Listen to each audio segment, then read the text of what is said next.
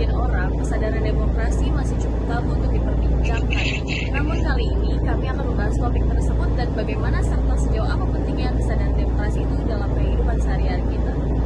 Baik, jadi hal pertama yang ingin saya tanyakan adalah menurut kakak seberapa penting nih kesadaran demokrasi?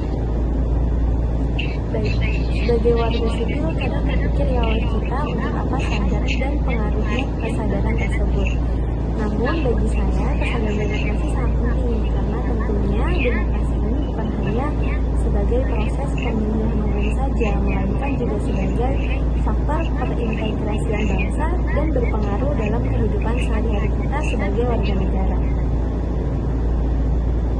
Wah, betul sekali Kak. Dan tentunya negara kita termasuk mendapatkan dampak dari kepentingan demokrasi itu sendiri ya Kak. Lalu kira-kira bagaimana nih partisipasi Kakak dalam mewujudkan kesadaran demokrasi itu sendiri? Baik, mungkin partisipasi yang terlihat mengikut sertakan diri dalam beberapa kepentingan politik seperti pemilu baru-baru ini ya. Walaupun hanya pemilu, tapi ternyata banyak sekali warga negara kita yang golput.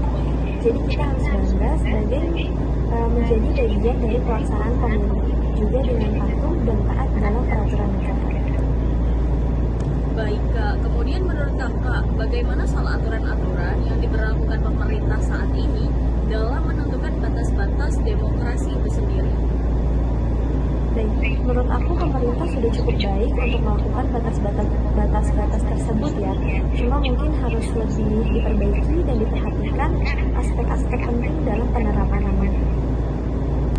Betul ya Kak, apalagi selama ini pemerintah dianggap kurang kompeten dalam melakukan penindaklanjutan terhadap oknum-oknum yang melakukan pelanggaran dalam berdemokrasi ya Kak ya. Betul sekali Kak, pemerintah juga diharapkan mengawasi para lembaga-lembaga yang memberikan hukuman atas pelanggaran tersebut lebih tertib lagi ya. Karena batasan dalam sistem demokrasi itu sendiri digunakan agar tidak terjadi penyalahgunaan kekuasaan dan ketidakadilan kasus yang tersebar di media sosial ya Kak. Nah ini yang membuat pemerintah sendiri terlihat kurang kompeten.